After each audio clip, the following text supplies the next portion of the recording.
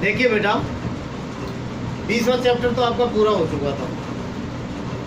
अभी हम आगे नहीं पढ़ा रहे हैं, रिवीजन कर रहे हैं पद्यखंड का। पहला अध्याय कबीरदास जी। सबसे पहले हम आपको कबीरदास जी के बारे में समझाते हैं। कबीरदास जी भक्ति काल की निर्गुण भक्ति धारा की ज्ञानाश्रय शाखा के प्रमुख संत। कौन सी काल की? भक्ति काल की निर्गुण भक्ति धारा, निर्गुण भक्ति धारा की ज्ञानाश्रय शाखा, ज्ञानाश्रय शाखा के प्रमुख संत कवि थे। प्रमुख संत कवि थे। इनका जो जन्म है वो जन्म हुआ था 1398 में। 1398 में, ठीक है। 1398 में हुआ था। वो भी कहाँ? अब ये जो है ईस्वी सन 1398। क्या? ईस्वी। अगर इसका विक्रम संवत बनाना है तो इसमें 57 जोड़ देना, आपको आ जाए। 98 में 57 जोड़ेंगे तो 1455 आ जाए। तो विक्रम संवत 1455, ईस्वी सन 1398 में कहाँ? काशी के निकट, काशी के निकट लहरतारा, लहरतारा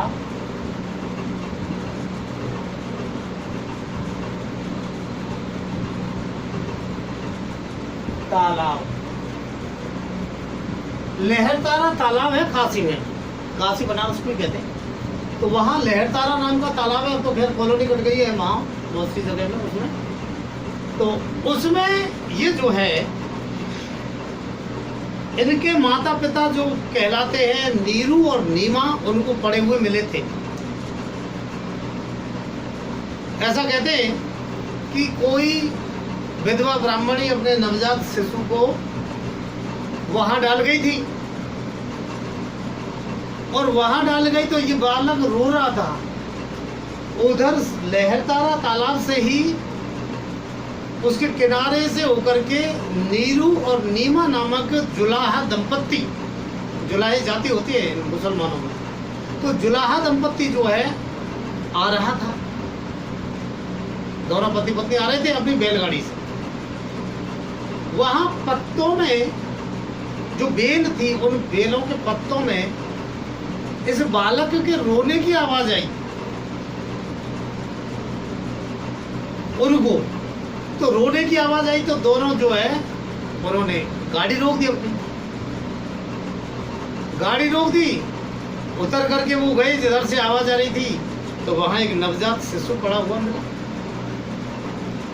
उन्होंने जो है इस बालक को उठा लिया। वो बड़े खुश हुए क्योंकि उनके संतान थी नहीं पहले। वो बड़े खुश हुए कि अल्लाह ने हमको इसी बहाने से जो है संतान उपलब्ध करवा दी है, संतान दे दी है। वो इसे लेकर के आ गए। उन्होंने पालन पोषण किया। आप जानते हैं उस समय एजुकेशन की क्या स्थिति थी। तो वैसे तो ये पढ़े लिखे नहीं, आश्रमों में लोग पढ़ने जाते थे, तो आश्रमों में ये गए नहीं, और वहां ये उनको पढ़ाया लिखाएंगे। धीरे धीरे बड़े हुए, बड़े हुए तो इनकी जो है इनका विवाह कर दिया उन्होंने। विवाह किया, उनसे 2 संतान प्राप्त हुई। इनकी पत्नी का नाम था लोई। क्या नाम था? लोई। उन्होंने उनसे फिर इनको जो है एक बच्चा और एक बच्ची, 2 बालक प्राप्त हुए, जिसमें बालक का नाम था कमाल और उनकी पुत्री का नाम था कमाली, ऐसा कहते हैं।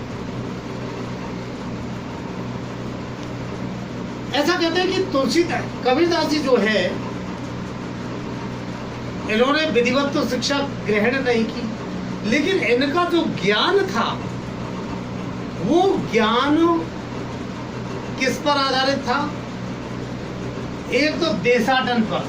किस पर? देशाटन पर। और एक संतों की संगति पर। संतों की संगति, उनसे इनको ज्ञान प्राप्त हुआ था। और वैसे भी इन्होंने रामानंद जी को गुरु बनाया था। किनको गुरु बनाया था? रामानंद जी इनके गुरु थे, ठीक है ना। रामानंद जी को इन्होंने जो है गुरु बनाया था। तो ये जो है, उनसे भी इनको कुछ ज्ञान प्राप्त हुआ, उनकी बातों से, उनके जो संप्रदाय था उससे कुछ ज्ञान प्राप्त हुआ। इसीलिए इनकी जो भाषा है वह पढ़े लिखों की सी भाषा नहीं है, साधुओं की जैसी भाषा है। इसीलिए इनकी भाषा को कहा जाता है सदुक्कड़ी भाषा। कौन सी भाषा कहा जाता है? सदुक्कड़ी भाषा। सदुक्कड़ी भाषा कहा जाता है इनकी भाषा को। ऐसा कहते हैं कि इनकी जो रचना है वो रचना एक ही रचना है इनकी, मतलब सारी इन्होंने जो कुछ भी लिखा है उसको एक रचना में जो है संपादित कर दिया है, एक में ही बांध दिया है सारी इनकी जो भी इन्होंने कुछ लिखे हैं, ठीक है। और वो जो रचना है उसको कहते हैं बीजक। क्या कहते हैं? बीजक। इसमें साखी, शबद और रमैनी 3 खंडों में विभाजित है। साखी, शबद और रमैनी, ये 3 खंडों में विभाजित है बीजक, इनकी रचना है।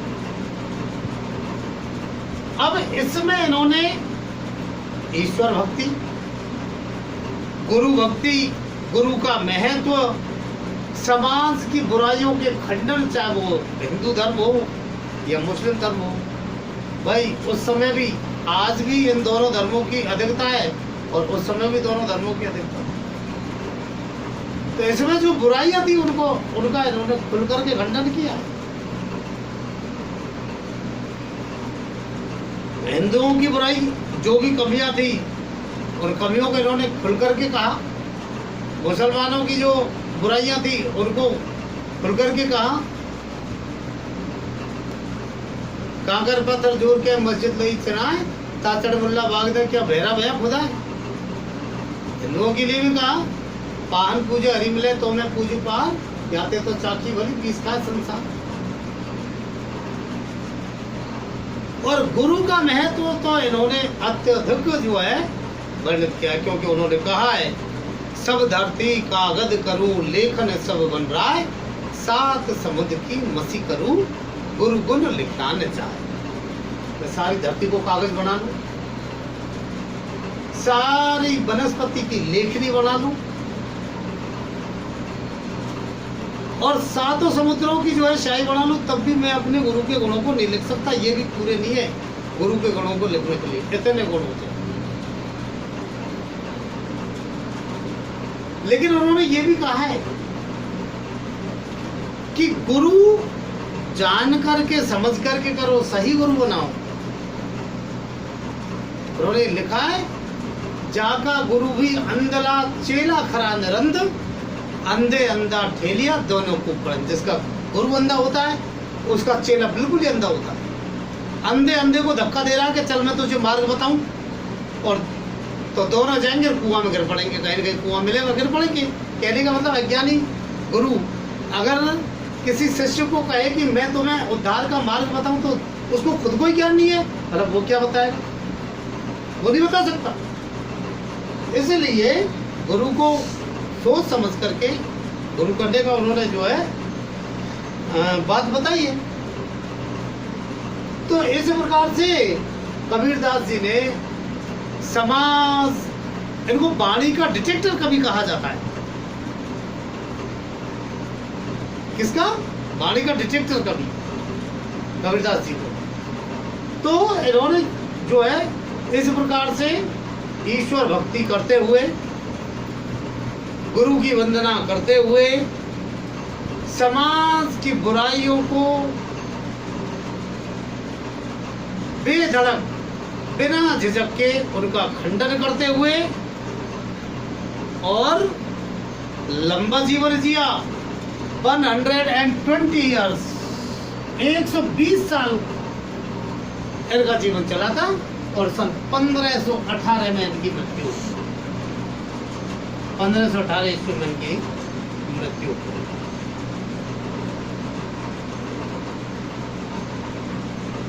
कहते हैं कि इनके मृत्यु से पहले हिंदू और मुसलमानों में झगड़ा हो गया।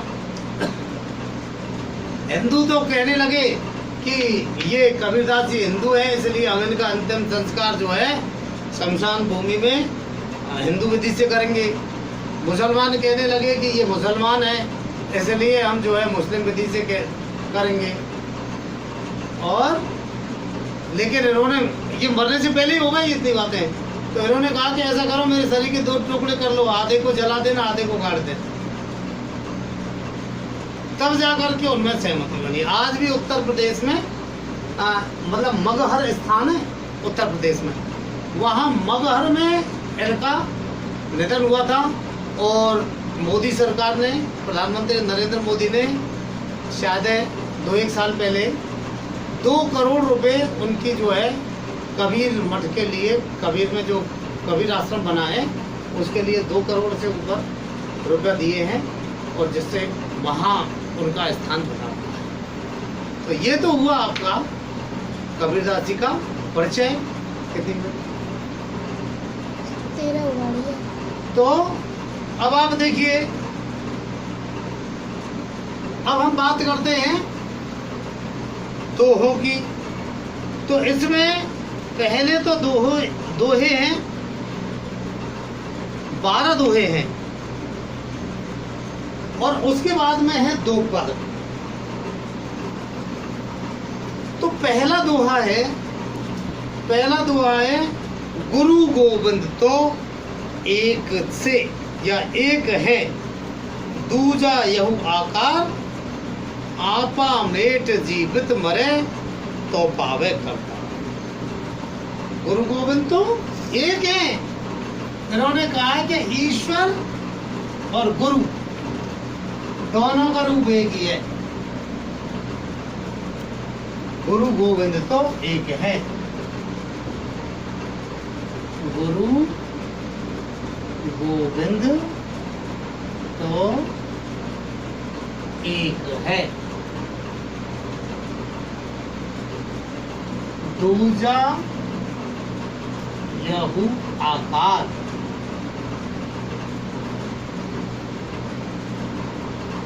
आपा मेट जीवित मरे, जीवित मरे तो पावे करता, करता। अब देखिए ये दोहा है। कबीरदास जी कहते हैं कि गुरु और गोविंद यानी ईश्वर, गोविंद का मतलब ईश्वर, ये दोनों एक ही हैं, दोनों एक ही हैं। दूजा यहू आकार मतलब गुरु के रूप में ईश्वर का दूसरा रूप है। ये गुरु ईश्वर का ही दूसरा रूप है, कबीरदास जी ने कहा है। व्यक्ति जब अपने अहंकार को त्याग दे, आपा मेट, अपने आपे मेट दे, यानी कि रूरल लैंग्वेज में, अरे आपो क्यों बोल रहे हो, आपो मेट यानी अपने अहंकार को समाप्त कर दे। जीवित मरे और जीवित ही मर जाए, मतलब अरे मरा हुआ थोड़ी मरता है, जीवित ही मरता है। लेकिन यह मतलब क्या है, जीवित मरने का मतलब है जीवित व्यक्ति यानी कि वो व्यक्ति पूर्णतः समर्पित हो जाए गुरु के, पूर्ण रूप से जो है समर्पित हो जाए ईश्वर के प्रति, तो पावे करता, तो ही वह उस करतार को प्राप्त कर सकता है, ईश्वर की प्राप्ति कर सकता है।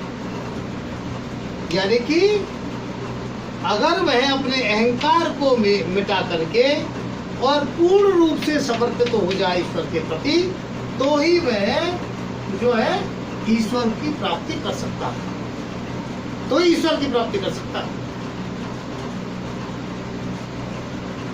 ठीक है, ये दोहा आपकी समझ में आ गया होगा। दूसरा दोहा है ज्ञान प्रकाशा गुरु मिला। ज्ञान प्रकाशा गुरु मिला।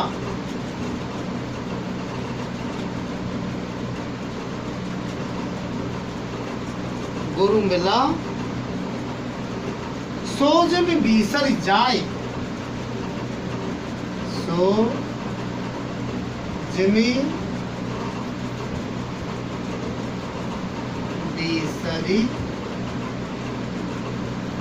जाए।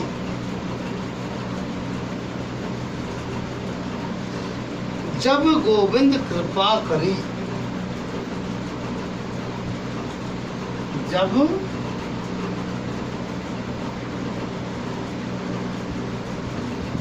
गोविंद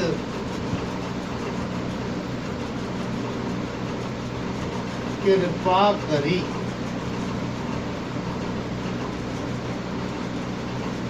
तब गुरु में दिया आए,